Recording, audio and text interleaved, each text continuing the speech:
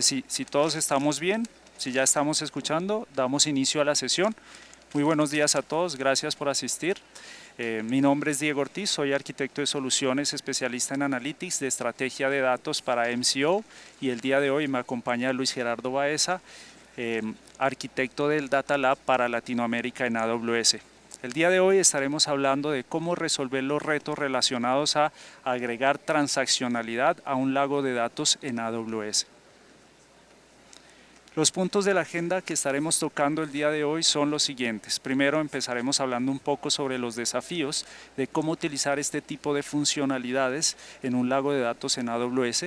Después vamos a ver las diferentes alternativas de soluciones en donde nos vamos a enfocar en los frameworks de gestión de datos. Vamos a hacer un análisis de los diferentes frameworks que podemos utilizar en AWS.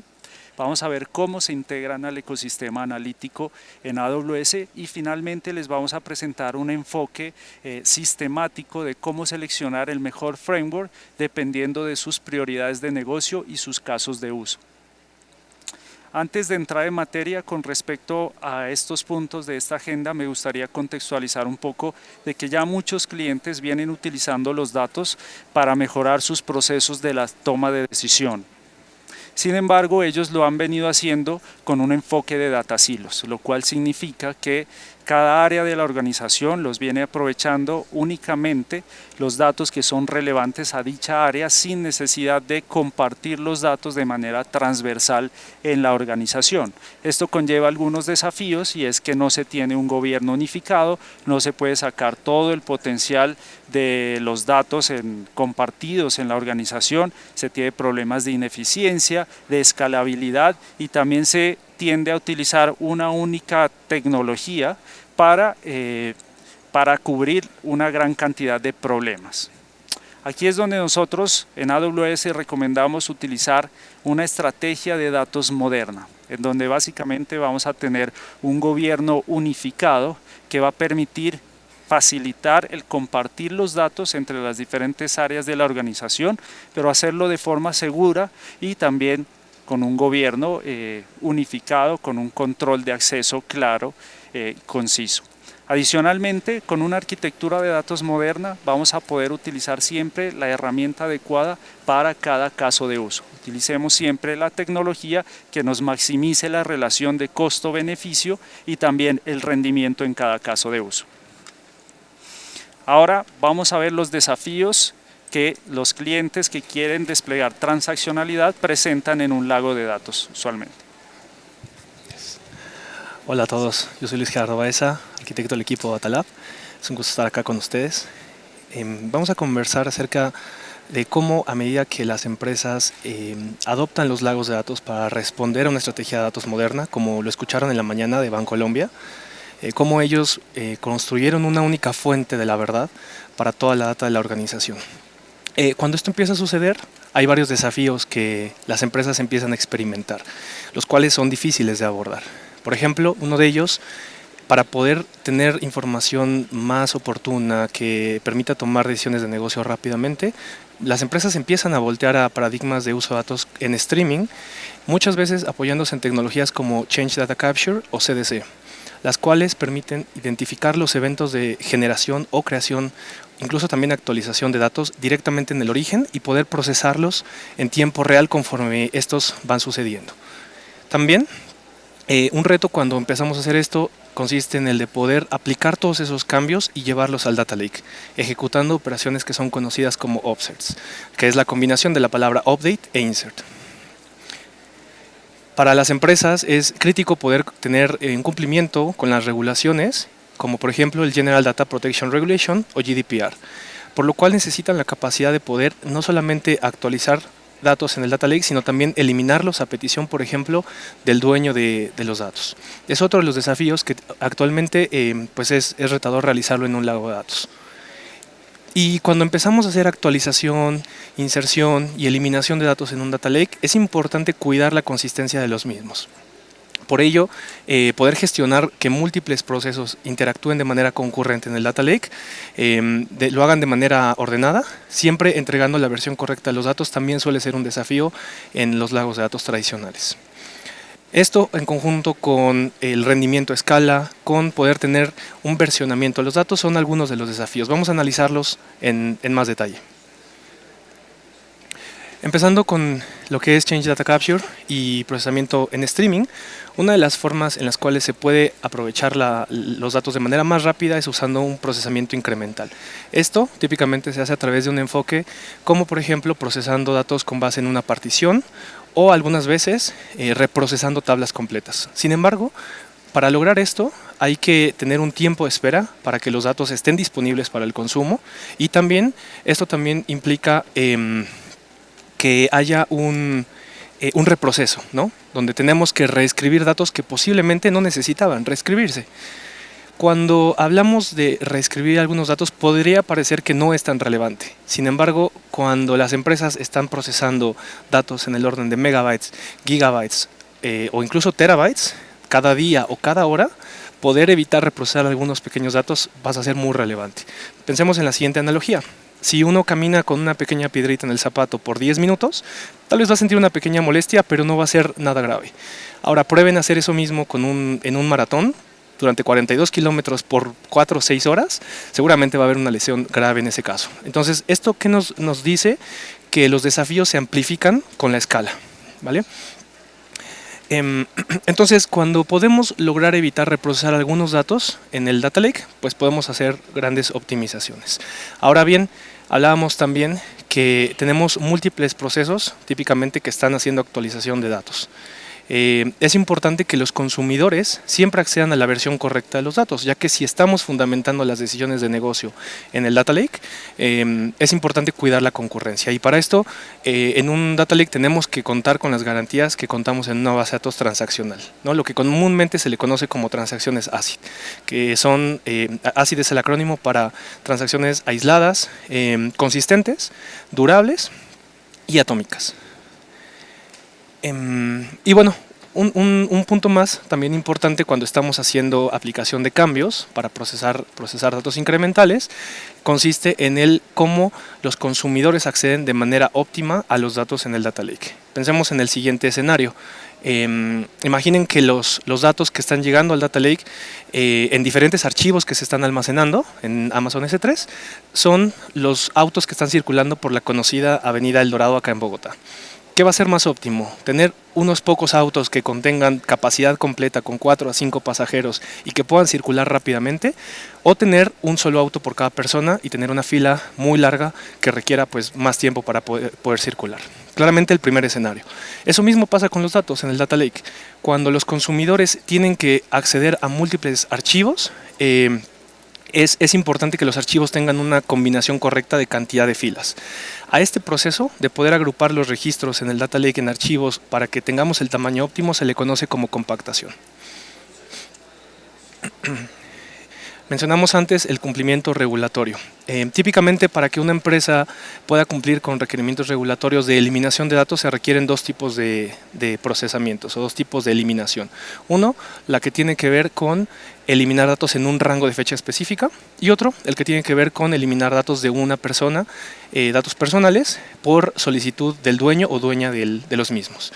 Esto en un lago de datos tradicional pues puede ser un poco retador lograrlo, ya que hay que identificar los archivos en el Data Lake que contienen estos registros específicos y normalmente esos archivos pueden tener decenas, centenas, miles o millones de filas almacenadas. Y bueno, también cuando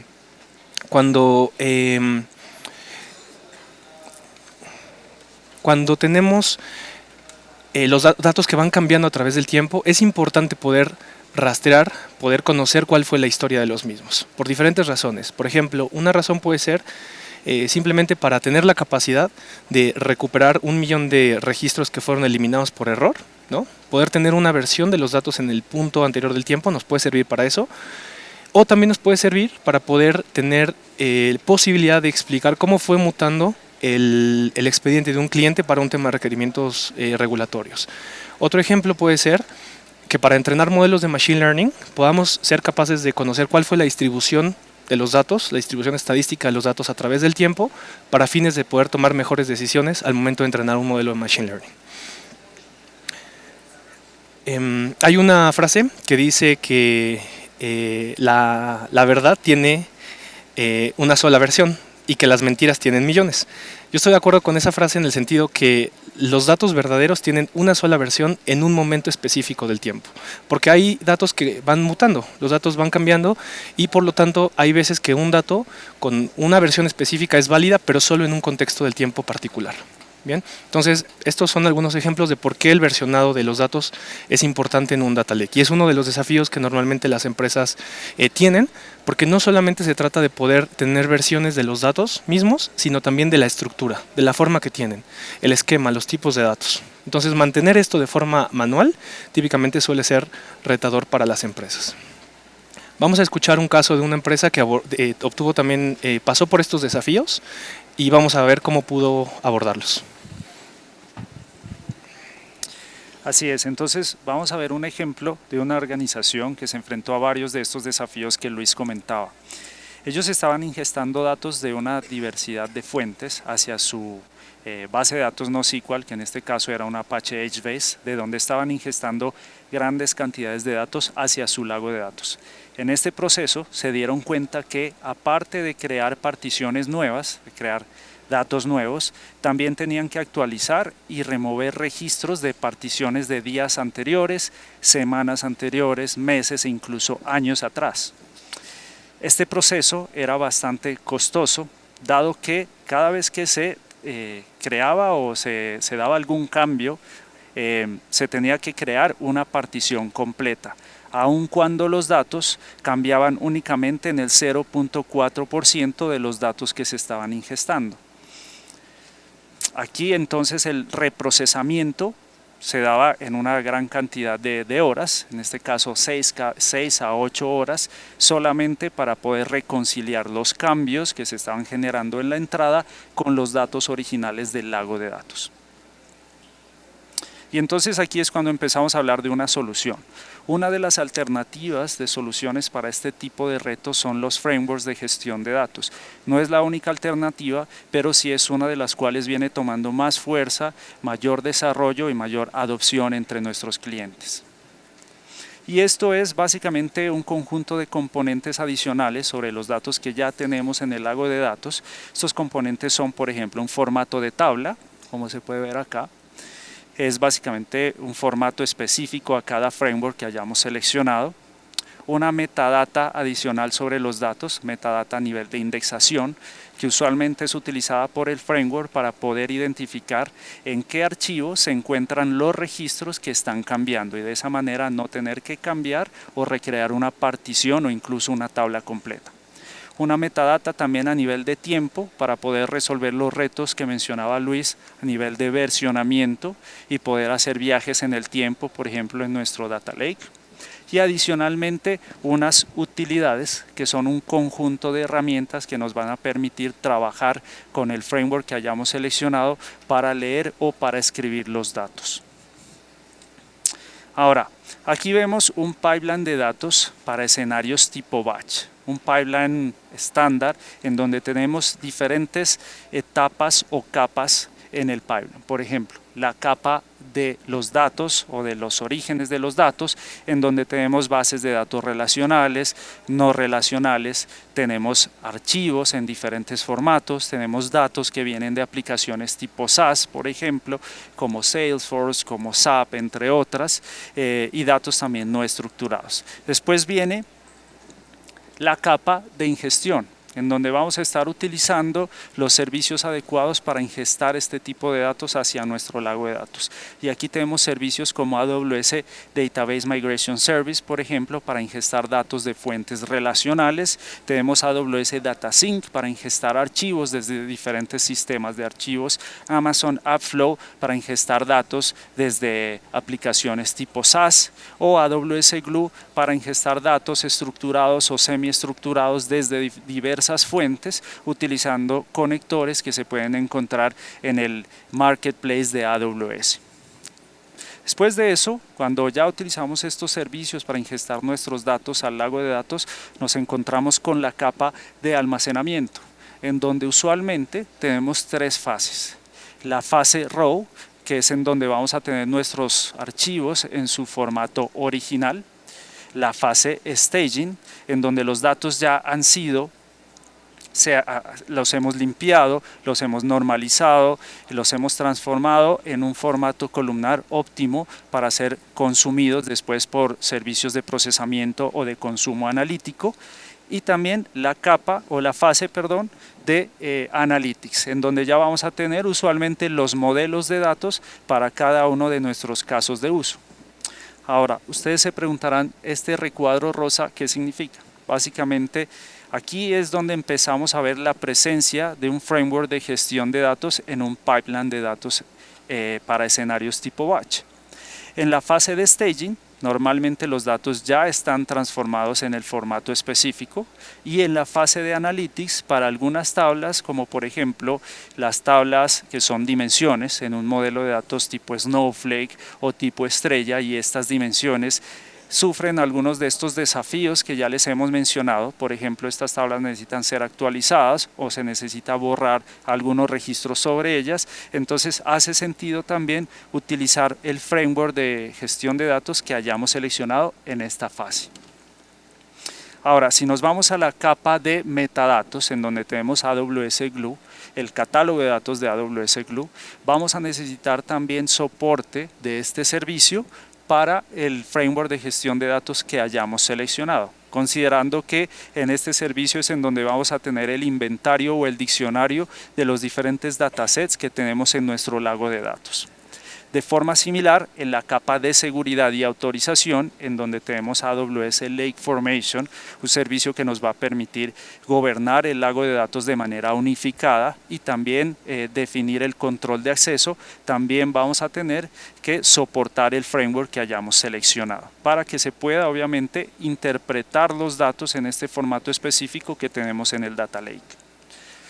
Si nos vamos ahora a la parte inferior en la capa de procesamiento, tenemos servicios como AWS Glue o Amazon MR, que son servicios diseñados para hacer procesamiento de grandes cantidades de datos de forma distribuida. Aquí también vamos a necesitar tener la presencia del framework de gestión de datos, usualmente a nivel de la inclusión de algunas librerías específicas de cada framework.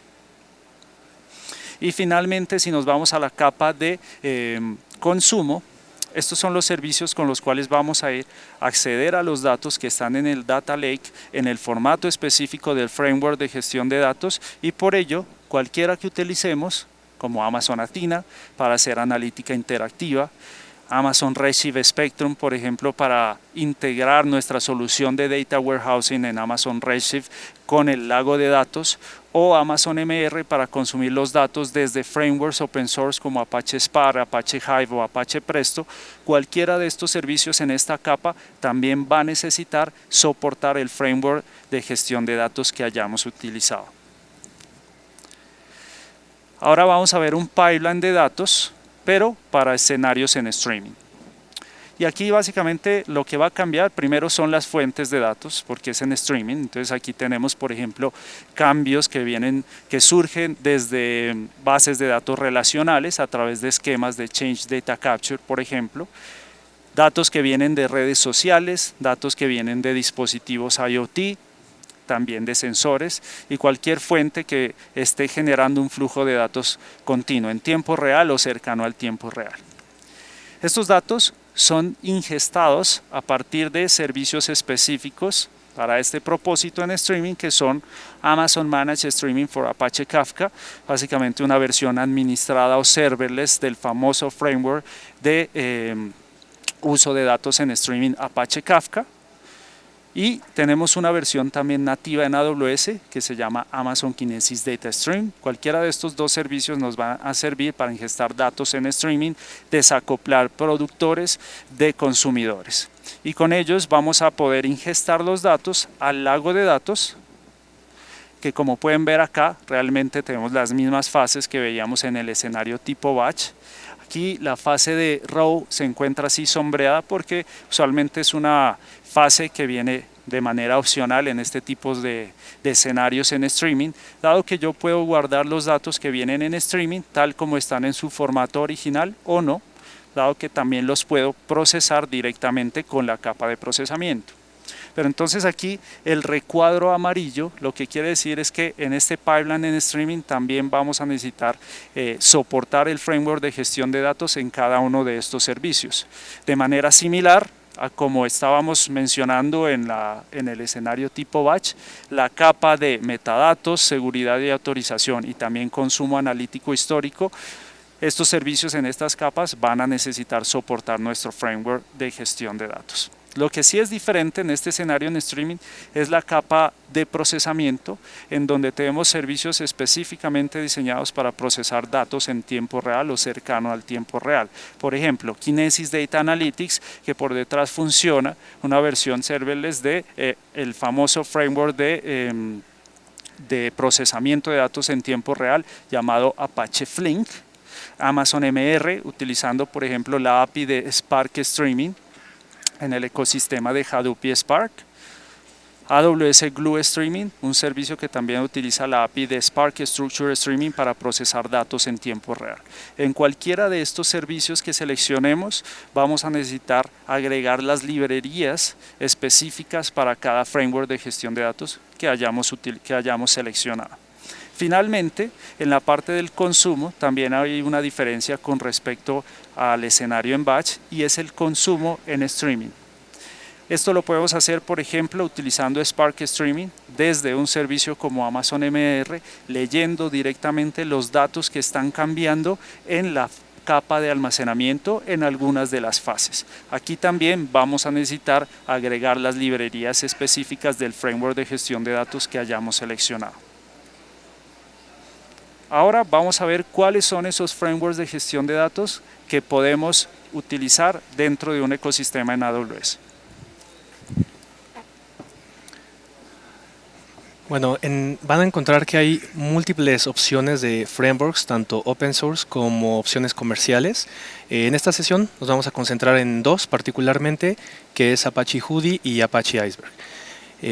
Estos dos frameworks son frameworks open source, por lo cual uno de los beneficios que nos brinda es que podemos tener un uso de formatos de almacenamiento open source estándar, como puede ser Apache Parquet, Apache Avro, Apache Orc, con lo cual tenemos acceso a compatibilidad con una gran variedad de opciones tanto de almacenamiento, como de procesamiento, como de consumo. Y justamente estos frameworks, uno de los beneficios es que nos permiten habilitar estas capacidades transaccionales en los data lakes, estas capacidades que habíamos mencionado de poder hacer actualización en los datos a nivel de fila, estos observes que mencionábamos anteriormente, y también uno de los desafíos más importantes que hablábamos acerca del cumplimiento regulatorio, ¿no? Simplificando la eliminación de filas de forma individual en el lago de datos. Ahora, esos tres beneficios que yo mencioné son más desde la perspectiva funcional, pero también tenemos beneficios desde la perspectiva operacional. Por ejemplo, estos frameworks nos ayudan automatizando gran parte de las tareas de gestión de tablas que necesitamos realizar, que hemos venido mencionando, como por ejemplo la creación de metadata, el mantenimiento de la misma a través del tiempo, la generación de índices, estadísticas, así como también este proceso que hablábamos anteriormente de la compactación, ¿no? Para que los datos almacenados en el data lake estén organizados de la forma óptima que permita pues tener diferentes aplicaciones tanto para analítica en batch como en tiempo real. Estos frameworks también al mismo tiempo nos permiten estructurar internamente, dentro de las características de los frameworks, estructurar de cierta forma los datos y los metadatos, por lo cual hacia los consumidores permiten exponer diferentes versiones de los datos, con lo cual ya no tenemos nosotros que mantener manualmente diferentes esquemas a lo largo del tiempo. Es una de las características que los frameworks nos brindan, habilitando estas consultas que son llamadas de viaje en el tiempo, donde podemos ver cómo estaban los datos en cierto momento del tiempo. Vamos a conocer cómo funciona el primero de los frameworks, Apache Hudi, y después vamos a conocer acerca de Apache Iceberg. Bueno, Apache Hudi fue creado por Uber, dado que Uber también se enfrentó a estos desafíos que ya hemos mencionado. En el momento es un framework que es open source, fue el primer framework de gestión de datos integrado en un ecosistema analítico en AWS y por esto ya tiene una madurez importante, ha sido adoptado por una gran cantidad de clientes y bueno, utiliza Parquet también como formato de almacenamiento columnar en el lago de datos. Adicionalmente, cuenta con una gran comunidad que está continuamente desarrollando funcionalidades nuevas en el framework. Los componentes principales de Apache Hudi son los siguientes. Primero, la metadata a nivel de índices. Y esto es básicamente la forma de cómo hace Hudi para mapear los diferentes registros que tenemos en los datasets en el lago de datos con los archivos a los cuales pertenecen. Después tenemos los archivos, que son los mismos archivos en Parquet que hemos manejado en un lago de datos tradicional. Y finalmente tenemos la metadata de tiempo, lo cual le va a permitir a Apache Hudi hacer versionamiento de los datasets y adicionalmente viajes en el tiempo. Nosotros podemos ingestar datos o convertir datos a un formato de Hudi utilizando diferentes servicios. Usualmente se utilizan las utilidades de Apache Hudi como Delta Streamer, por ejemplo, o también las APIs de frameworks de procesamiento de datos como Apache Spark. Y para consumirlos, vamos a ver después también sobre los pipelines de datos de batch y de streaming que veíamos anteriormente, cómo lo podemos hacer, pero de manera general se puede hacer con frameworks de consumo analítico de ecosistemas open source como por ejemplo Apache Spark, Apache Presto, Apache Hive. Hay dos tipos de almacenamiento en Hudi. Uno se llama Copy and Write, el otro se llama Merge and Read. El primero, Copy and Write, está enfocado para casos de uso con lectura intensiva, dado que utiliza Parquet como el formato de archivos para todas las ingestas y también el almacenamiento de sus datos. Entonces, si generamos, por ejemplo, un upsert o un delete sobre datos en nuestro lago de datos y ya está en formato Hudi Copy on Write, lo que va a pasar es que se va a recrear el archivo Parquet en donde se encuentra el registro que estamos modificando. Ahora, Merge on Read es un tipo de almacenamiento que está optimizado para casos de uso de escritura intensiva. Esto es porque utiliza la combinación tanto de Apache Parquet como de Avro, que son los archivos que van a estar capturando los cambios. Entonces, si hacemos un upsert o un delete sobre un registro en nuestro lago de datos, esto va a quedar capturado en un Avro, que es un formato óptimo para poder recibir cambios pequeños a nivel de fila. Por eso con Avro podemos ingestar una gran cantidad de cambios sin necesidad de recrear archivos Parquet cada vez que eso sucede. Hay tres tipos de vistas en Apache Hudi. La primera son los Snapshot Queries, que está disponible para Copy and Write y Merge and Read.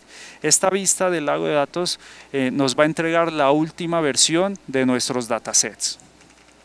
Básicamente, cuando utilizamos Copy and Write para esta vista, vamos a estar leyendo todos esos archivos que ya están en Parquet sin ningún problema de latencia en la lectura. Por eso Copy and Write está optimizado para la lectura.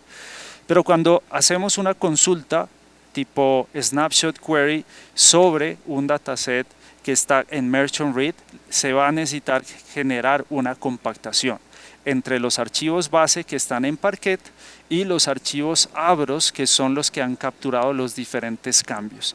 Esta compactación se da en el vuelo y por eso en Merge and Read la lectura tiene una latencia un poquito más alta de lo que se puede dar en Copy and Write. Tenemos también una segunda vista que son las Incremental Queries, también disponible para los dos tipos de almacenamiento, en donde básicamente vamos a poder hacer viajes en el tiempo, hacer consultas entre dos puntos específicos en el tiempo. Y finalmente tenemos la vista de Read Optimized Queries, únicamente disponible para Merge and Read, en donde vamos a acceder únicamente a la base de archivos Parquet sin hacer la compactación en el vuelo de estos Parquets con los Avros. Este tipo de consulta en Merge and Read es rápida en cuanto a lectura, pero debemos considerar que quizás no estén contemplados todos los cambios, pues no estamos haciendo compactación de Avros con Parquets. También podemos hacer trabajos de compactación calendarizados que hagan justamente esa reconciliación entre los cambios en los Avros con la base del Data Lake en los Parquet. ¿Cuál de los dos seleccionar? va a depender realmente del caso de uso.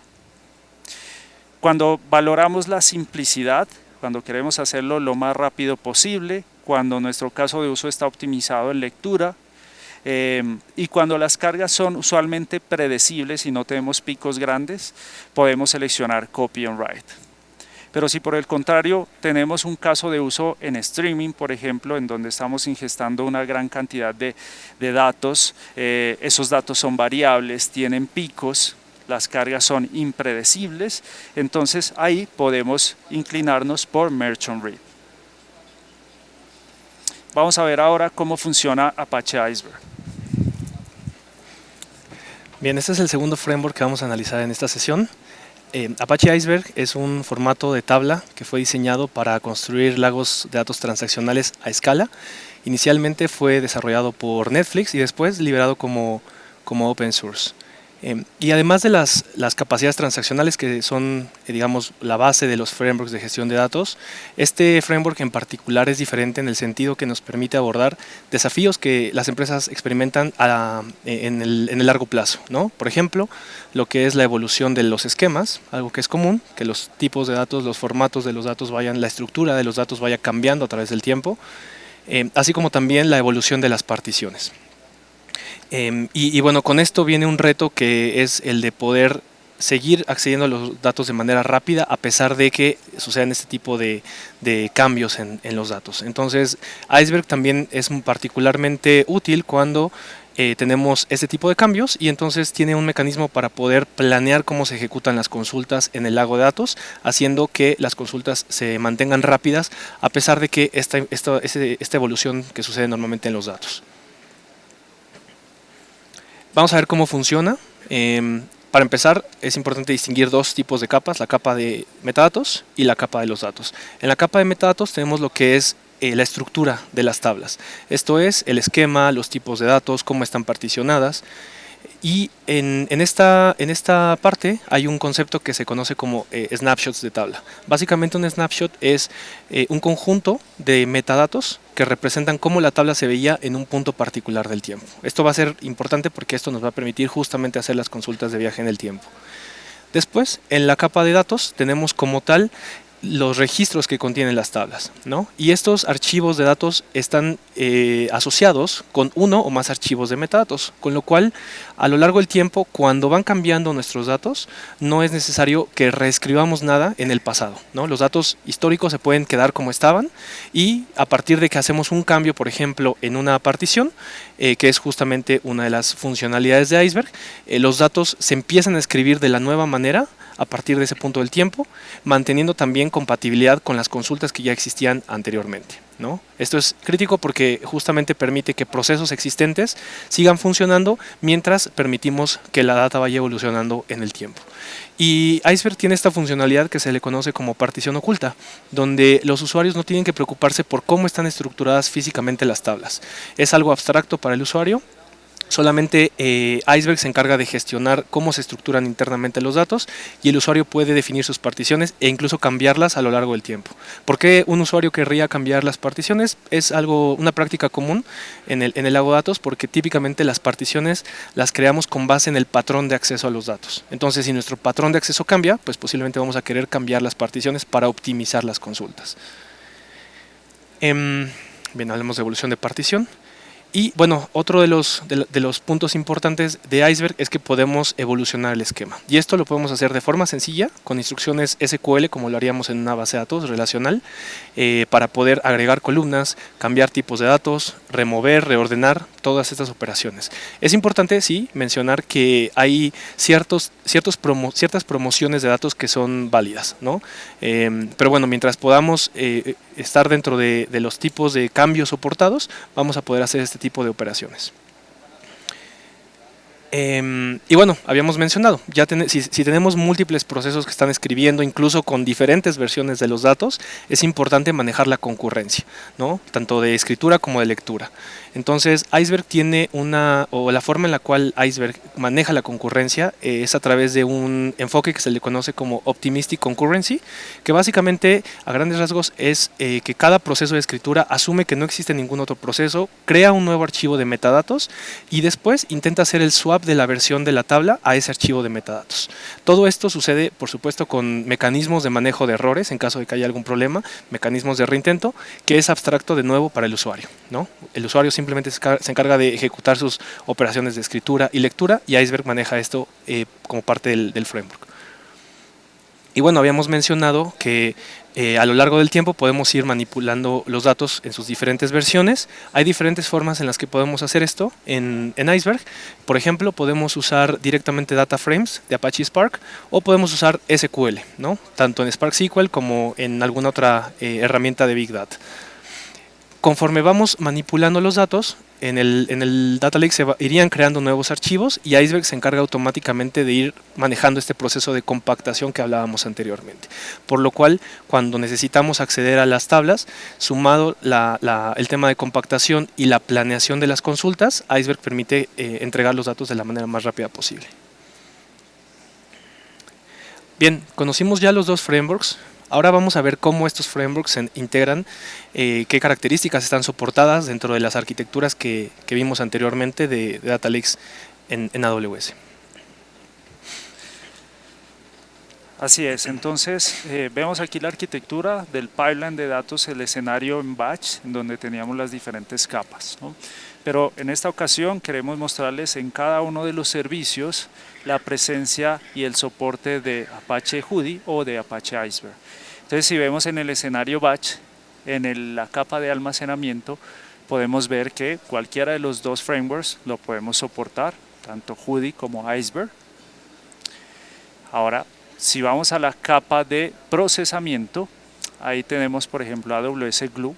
En Glue podemos agregar, también podemos soportar tanto Iceberg como Hudi, agregando un conector específico del framework que podemos encontrar en el marketplace de AWS. Si por el contrario vamos a utilizar un servicio como Amazon MR, debemos agregar las librerías tanto de Hudi o de Iceberg al framework que estemos utilizando, por ejemplo Apache Spark. Vamos a ver ahora cómo funciona esa integración en las capas de metadata y también seguridad y consumo. Bien, habíamos mencionado anteriormente que cada framework tiene su propia forma de gestionar los archivos en el Data Lake. Sin embargo, también el catálogo de Glue tiene soporte para poder interpretar la metadata y poder mostrarla en la consola, poder acceder directamente a la metadata en el catálogo de Glue. Podemos ver los esquemas, podemos ver cómo está estructurada la data, tanto para tablas Hudi como Apache Iceberg. Un caso o un requerimiento común no solamente es catalogar la data, sino también poder gestionar los permisos, y para eso podemos utilizar el servicio de AWS Lake Formation para manejar permisos con diferente nivel de granularidad. Esto es algo importante a tomar en cuenta. Después vamos a ver un criterio de selección de frameworks, y típicamente este suele ser un punto importante. Lo que es Apache Iceberg, podemos gestionar permisos a nivel de tabla utilizando Lake Formation. En el caso de Hudi podemos utilizar permisos un poco más granulares, tanto a nivel de tabla, columna y fila, ¿vale? Entonces tenemos ahí un poco más de granularidad en la gestión de los permisos. Y si vamos a la capa de consumo de la arquitectura, empezamos con Amazon Athena. Amazon Athena nos permite hacer consultas directamente a las tablas de estos dos tipos de frameworks, Apache Hudi y Apache Iceberg. Una diferencia importante es que en el caso de tablas de Iceberg podemos hacer consultas de viaje en el tiempo, ¿vale? Mientras que en Hudi, solamente podemos hacer las consultas. ¿Quién recuerda cuáles eran los tipos de consulta que teníamos en Hudi? Teníamos tres: Read Optimized, Snapshot e Incremental Queries. Entonces en Hudi solamente podemos hacer en este momento consultas de tipo Read Optimized y Snapshot, ¿vale? También en Amazon Athena con el framework de Iceberg podemos hacer un tipo especial de operaciones que son operaciones de Data Manipulation Language o DML. Bien, como por ejemplo actualización, inserción, eliminación. Y esto lo podemos hacer directamente con SQL, lo cual es a veces esa es la forma más gráfica de representar un framework de gestión de datos, porque típicamente ese tipo de operaciones en Athena no se podían hacer. Entonces es una forma muy gráfica de identificar lo que son los frameworks de gestión de datos. Ahora vamos a Amazon Redshift Spectrum con Redshift podemos consultar las tablas en el Data Lake en formato Hudi. Ahí la presentación tiene un pequeño detalle. Debe ser Apache Hudi, y esto nos permitiría justamente combinar los datos que tenemos en el Data Warehouse con las tablas en el Data Lake con base en Hudi, sin tener que hacer un movimiento de datos hacia el Redshift Managed Storage. Y finalmente, con Amazon Elastic MapReduce vamos a tener lo que es la flexibilidad que necesitamos, la mayor flexibilidad que podemos necesitar. Algo importante de los frameworks es que a través del tiempo van evolucionando. Cada uno va entregando nuevas versiones con nuevas características, y en Amazon EMR podemos elegir la versión de EMR y por lo tanto la versión de los frameworks open source. Entonces, dicho lo anterior, acá podríamos elegir una versión muy específica para trabajar con ella y acceder a las funcionalidades que dicha versión proporciona. Un ejemplo sería versiones recientes de Apache Hudi ya permiten hacer operaciones de DML con SQL, ¿no? Lo que mencionábamos antes de insertar, actualizar y eliminar. Entonces, si en nuestro caso de uso necesitáramos hacer ese tipo de operaciones con Apache Hudi, si bien en este momento no lo podemos hacer con Amazon Athena, podríamos elegir Amazon EMR e implementarlo con una de las versiones más recientes de Hudi. Listo. Ahora vamos a ver entonces la integración de los frameworks con el escenario en streaming, en donde realmente hay muchas capas que son similares al escenario en batch. Pueden ver, por ejemplo, la capa de almacenamiento es igual, la capa de metadatos con el catálogo de datos de Glue, seguridad y autorización con Lake Formation y también consumo analítico histórico.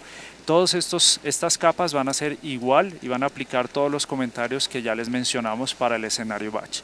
Lo que cambia acá son los servicios de procesamiento, en donde tenemos Amazon Kinesis Data Analytics, por ejemplo, utilizando Apache Flink. En este caso vamos a tener que incluir las librerías específicas, ya sea de Iceberg o de Hudi. Las dos son soportadas sobre este framework de procesamiento en tiempo real. Lo mismo va a pasar si utilizamos Spark Streaming dentro de Amazon Elastic MapReduce. Vamos a agregar estas librerías específicas de cada framework. Y si utilizamos AWS Glue Streaming, vamos a poder soportarlo. Vamos a poder soportar Apache Hudi, no Iceberg por ahora, utilizando un conector específico dentro del marketplace de AWS. Ahora, si nos vamos a la capa de consumo, vemos en la parte inferior que tenemos una parte que se llama consumo en streaming. Aquí igualmente vamos a poder utilizar Amazon MR con la API de Spark Streaming, por ejemplo, y la librería específica, ya sea de Iceberg o de Hudi, para consumir datos cambiantes dentro de la capa de almacenamiento. Ahora vamos a ver un enfoque sistemático de cómo seleccionar uno o el otro, Apache Hudi o Apache Iceberg, con base en lo que hemos visto anteriormente. Vamos a presentarles una serie de criterios. La idea es que ustedes ponderen estos criterios de acuerdo a las necesidades que tengan en su negocio y al caso de uso. Aquí pueden ver en la parte izquierda está Hudi, en la parte derecha está Iceberg, y el primer criterio es si tenemos ingesta de datos en streaming con alto throughput.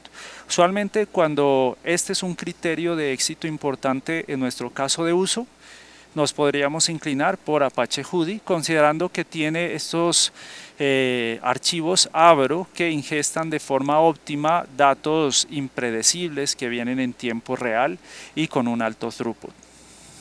Ahora, si la flexibilidad en configuración es lo que realmente vale más para nuestro caso de uso o para nuestro negocio, entonces usualmente nos podemos inclinar por Apache Iceberg, dado que tiene una curva de aprendizaje menor a lo que tiene Apache Hudi. Sin embargo, aquí es importante mencionar que en Apache Hudi tenemos también una gran flexibilidad para poder parametrizar nuestro framework de gestión de datos.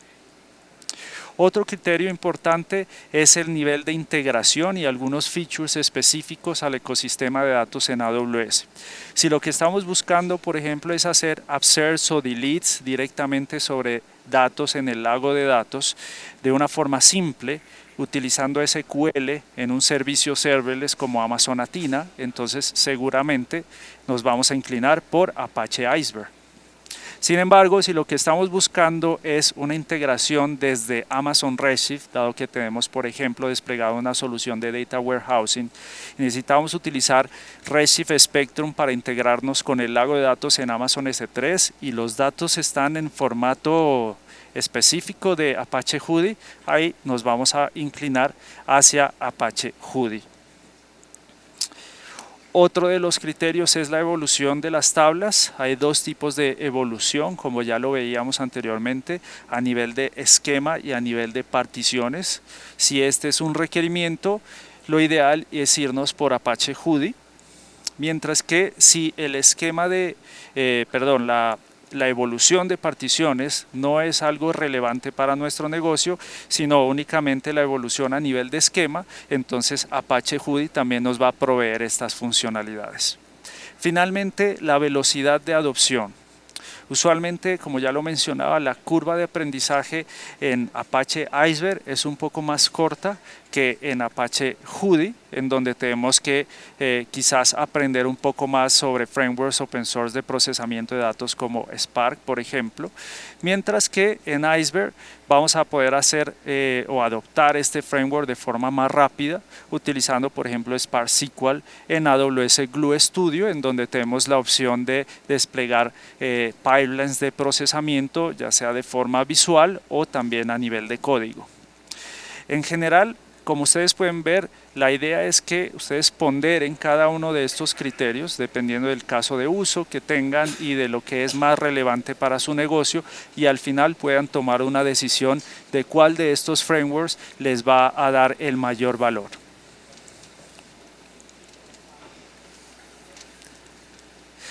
Aquí nos gustaría dejar una frase que de hecho ya la mencionó nuestro director Marcos Grilanda más temprano, y es que el hecho de que tengamos el mejor martillo no significa que cada problema sea un clavo. Y con esto lo que queremos decir es que en AWS recomendamos siempre utilizar la herramienta y el servicio adecuado para cada caso de uso, en donde podamos maximizar la relación de costo-eficiencia y también el rendimiento. Y hay una pregunta muy común que escuchamos de los clientes cuando conocen este nuevo enfoque de lagos de datos transaccionales. Antes de comentarla, quisiera preguntar, ¿quién de acá ya trabaja con lagos de datos? Si me puede ayudar a levantar la mano, por favor. Ok, más o menos la mitad de la audiencia. Justamente la pregunta tiene que ver con eso. Tiene que ver con que cuando ya hay un data lake existente en las organizaciones, la pregunta es, ¿tenemos que migrar todas esas tablas al nuevo enfoque transaccional? La respuesta es que no necesariamente, ¿no? Depende de cada caso, pero un poco ahí para darles más visibilidad, esto es porque estos lagos de datos transaccionales responden a ciertos desafíos, ¿no? Veíamos que los frameworks tienen ciertos beneficios, como lo es la gestión de las actualizaciones, simplificar el proceso de eliminación de datos para un cumplimiento regulatorio, poder manejar la concurrencia para que los datos que están siendo actualizados estén en la versión correcta. Entonces, si nuestro caso de uso tiene algunos de estos desafíos, vamos a querer utilizar un data lake transaccional. Sin embargo, no todos los casos de uso, no todas las tablas lo requieren. En tal escenario, podemos crear solamente tablas basadas en estos frameworks de gestión de datos que coexistan con las tablas existentes en un data lake existente en la organización. Como lo mencionó Diego, pues normalmente es elegir el servicio correcto de acuerdo al caso de uso correcto. El lago de datos es una herramienta, es una plataforma central de datos, pero convive con otros servicios de datos y analytics. Así es, y por eso es que en AWS tenemos el portafolio más amplio y profundo en temas de servicios y tecnologías relacionadas a datos.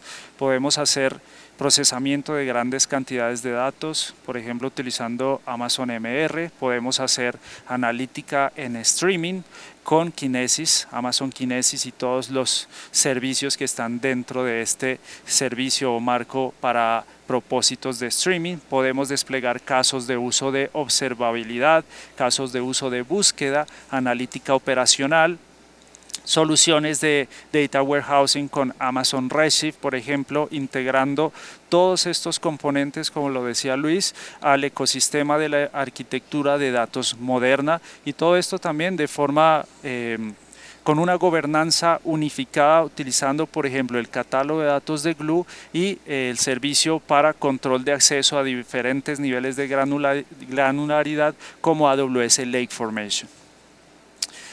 Con esto terminamos esta sesión. Muchísimas gracias por atender. Les queremos dejar aquí estos dos caminos si quieren seguir aprendiendo de AWS en general. AWS Skill Builder, aquí van a encontrar más de 500 cursos gratuitos digitales. Pueden escanear el código QR para mayor información, y si lo que buscan es certificarse, utilizar los diferentes caminos, el path oficial para certificarse en AWS, también lo pueden hacer. Aquí van a encontrar mayor información. Muchísimas gracias nuevamente. Les pedimos por favor que nos ayuden rellenando la encuesta, que lo van a poder hacer en la aplicación que ya han descargado. Nuevamente los acompañó Luis Gerardo Baeza y Diego Ortiz. Muchísimas gracias.